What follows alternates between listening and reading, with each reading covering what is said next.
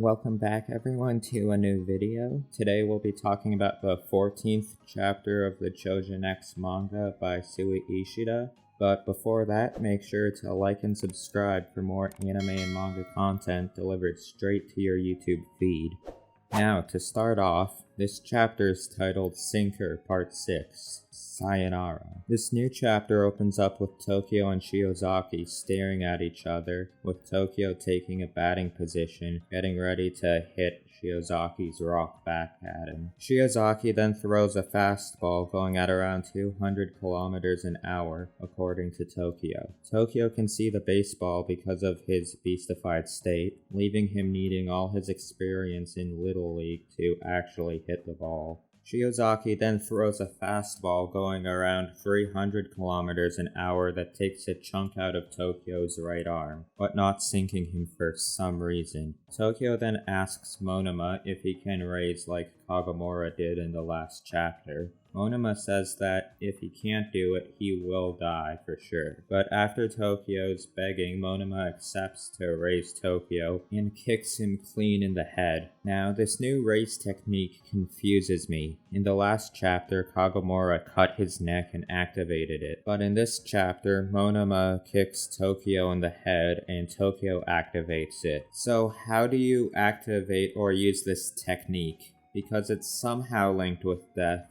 or injuries in some kind of way. Anyway, after a panel of feathers, Tokio appears in his beastified form fully recovered and asks Shiozaki to make the next ball a sinker. We then have a flashback of Tokio watching Shiozaki's sinkers over and over again. Then, as we snap back to reality, Tokio is confident that he might actually be able to hit the ball because of his enhanced vision and because of how many times he watched Shiozaki's sinkers. We then see some artwork of Shiozaki getting ready and winding up to throw the rock he's using as a ball and then throwing it insanely fast. Then Tokio hits the rock high in the air, with Shiozaki somehow regaining consciousness running to catch the ball. Meanwhile, Tokio is in the ground with only his mask above it, which looks pretty funny by the way, if I might add. Now that everything is over, Ellie runs over to Tokio to see if he's okay and grabs his neck, leaving Tokio in pain. But Simon is annoyed that Tokio, someone who isn't employed by Yamato Mori, actually beat Shiozaki.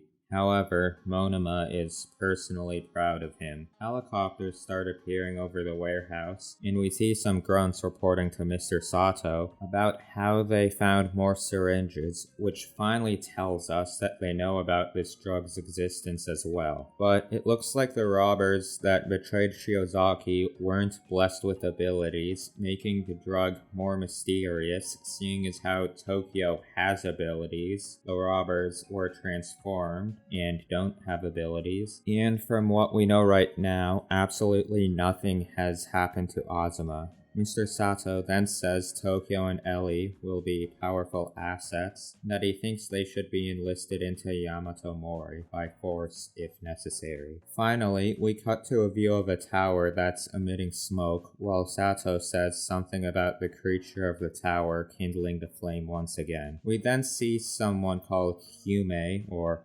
Hume, talking to the creature, with him asking it, "Do you feel it?" and the creature responding with, "I feel it, Hume, the birth of my beasts," leaving this chapter on an unsettling cliffhanger. Now, this chapter was great in my opinion, because as I predicted in the last chapter review, most of this chapter was about Tokio versus Shiozaki, which was basically a baseball game. However, the ending is really interesting because of the creature in the tower. I really wonder what it is, because the design is creepy with it being giant and its head being two hands locked into each other, with it looking like it's being restrained to the tower for some reason. This creature is definitely important to the story, I think, so I wonder what its purpose is in the story. I think that this creature is possibly the originator of Choujin in this world, or that it's the very first Choujin, which would explain why it's trapped in the tower, along with the last line of this chapter, the birth of one of my beasts. With that being said, I hope you enjoyed the video, and I would appreciate it if you liked, subscribed, shared,